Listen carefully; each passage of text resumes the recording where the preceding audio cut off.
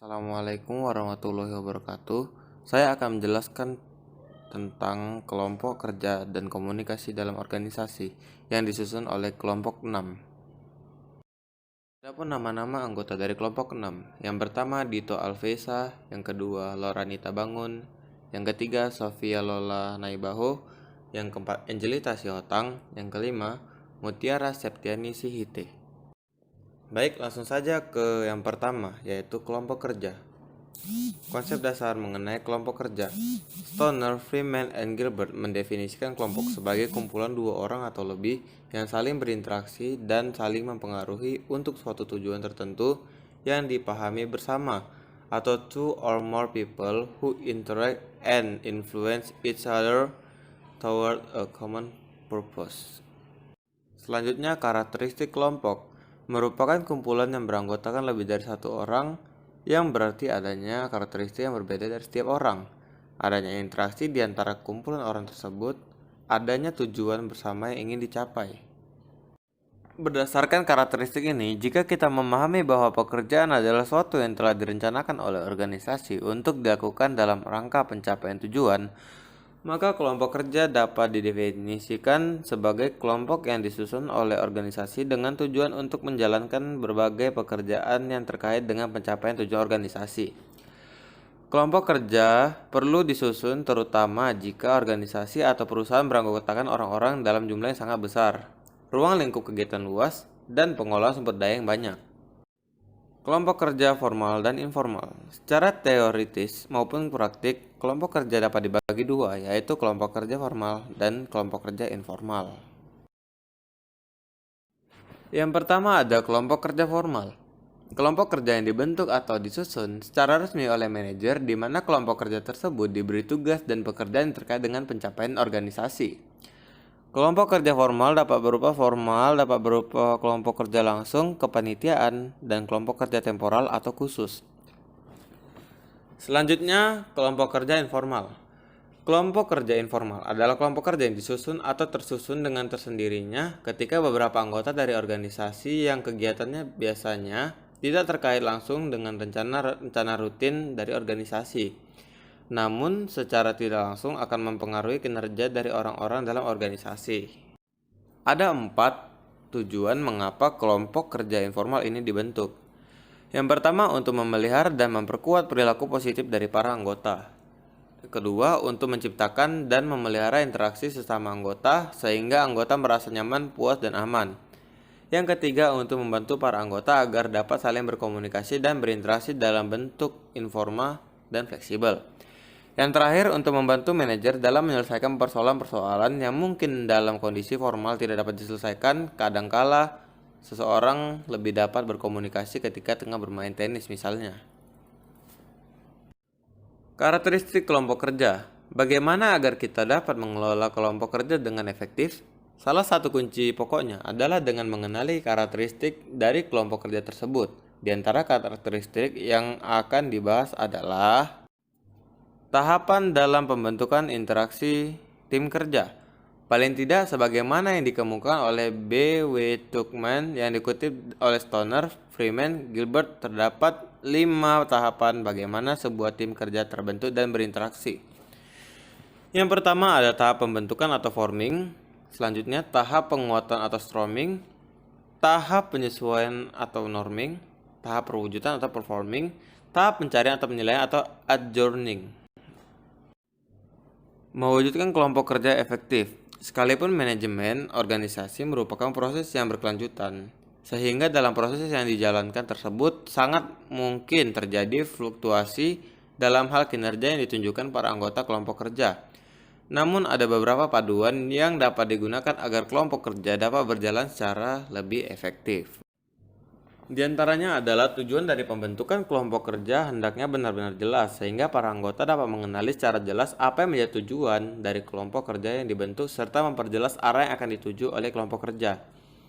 Peran serta pembagian kerja di setiap anggota kelompok kerja perlu diperjelas, artinya struktur tugas ataupun pekerjaannya perlu disusun secara jelas. 3. Jumlah anggota yang optimal dalam sebuah kelompok kerja perlu ditentukan. Jumlah ini perlu disesuaikan dengan struktur tugas yang akan dijalankan. Terlalu banyak anggota dapat menyebabkan sebagian anggota menganggur. Terlalu sedikit juga akan menyebabkan beban anggota melebihi kemampuannya. Yang keempat, pemimpin dari kelompok kerja perlu ditentukan atas dasar kapabilitas di kelompok kerja tersebut. Jika memungkinkan, dirinya tidak hanya memiliki kapabilitas sebagai pemimpin formal, namun juga sebagai pemimpin informal. 5.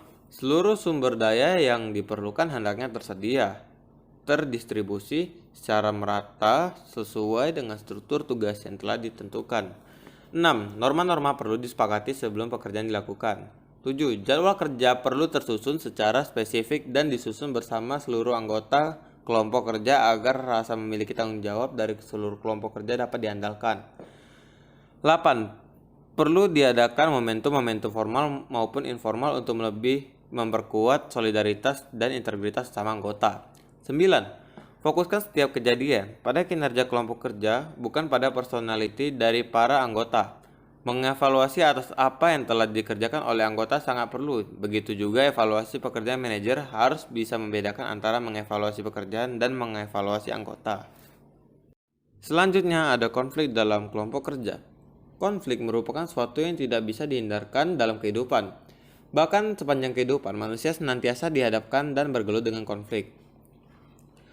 Perbedaan karakteristik individu bisa mendorong terjadinya konflik atau potensi negatif dalam organisasi.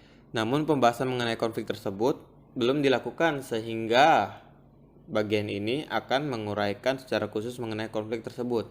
Konflik adalah adanya kesenjangan atau ketidaksesuaian di antara beberapa pihak dalam suatu organisasi dengan organisasi lain, di antara berbagai bidang dalam sebuah organisasi, maupun di antara anggota di dalam suatu bagian tersebut dalam organisasi. Secara garis besar, konflik dalam suatu organisasi dapat terjadi dalam berbagai keadaan, di antaranya konflik antar bawahan di bagian yang sama.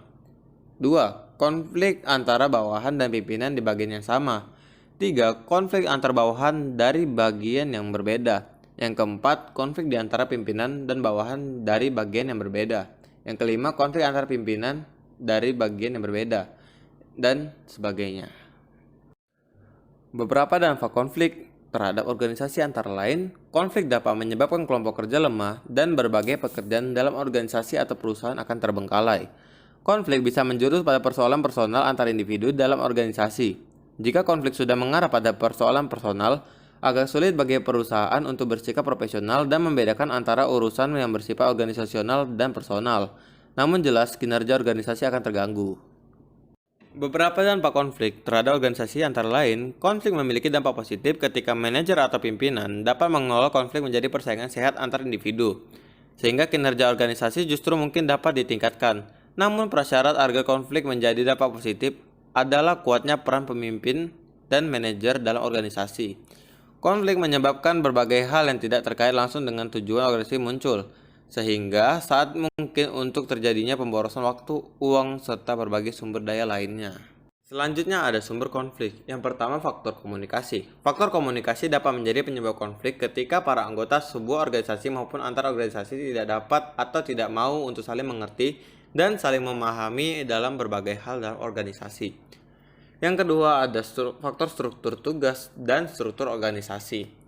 Struktur tugas dapat menyebabkan konflik ketika sebagian anggota tidak bisa memahami pekerjaan mereka dari struktur tugas yang ada, atau juga terjadi ketidaksesuaian dalam hal pembagian kerja maupun prosedur kerja yang tidak bisa dipahami.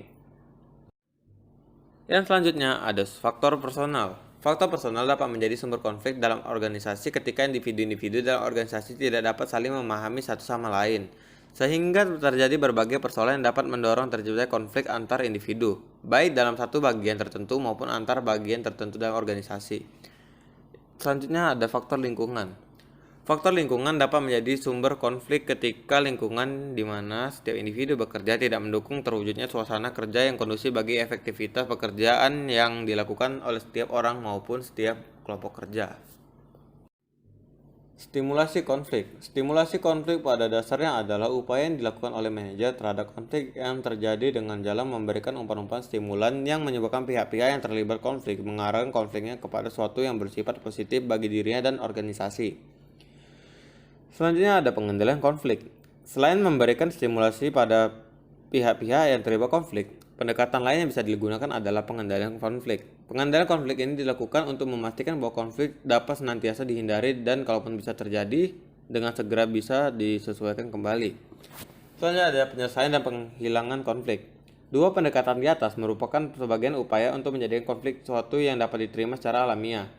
Namun tetap diwaspadai agar konflik terjadi dapat diarahkan kepada pencapaian kinerja organisasi yang lebih baik. Pada kenyataannya, konflik sekalipun telah diusahakan untuk tidak terjadi, namun selalu saja dapat terjadi untuk kasus seperti ini, maka konflik harus dihadapi dan diselesaikan. 2. Komunikasi dalam organisasi. Pesan melalui kata, gerakan badan atau tulisan. Definisi ini menandakan bahwa komunikasi sebagai suatu proses pihak, tapi sebenarnya tidaklah begitu. Komunikasi bukan hanya sekedar menyampaikan pesan. Ini menyangkut interaksi antara dua insan atau lebih. Agar komunikasi lebih efektif, kedua pihak harus terus-menerus menerima informasi baik lisan maupun tertulis.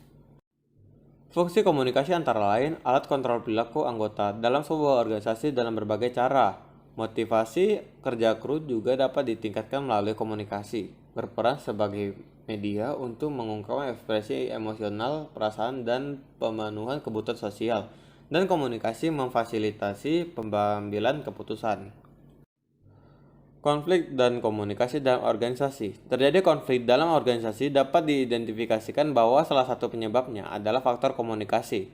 Komunikasi yang tidak tepat atau salah akan menyebabkan terjadinya salah komunikasi atau salah persepsi atau sering dinamakan sebagai miscommunication, yaitu ketika komunikasi yang dilakukan tidak sesuai dengan apa yang sebenarnya ingin dikomunikasikan. Pola komunikasi dalam struktur organisasi. Pola komunikasi dalam struktur organisasi secara garis besar dapat berubah komunikasi vertikal dan komunikasi horizontal. Komunikasi vertikal adalah komunikasi yang dilakukan oleh seseorang atau sebagian yang berada pada tingkatan organisasi yang lebih tinggi dengan tingkatan yang lebih rendah atau juga sebaliknya. Terima kasih saya ucapkan atas perhatiannya dan jangan lupa like, komen, dan subscribe.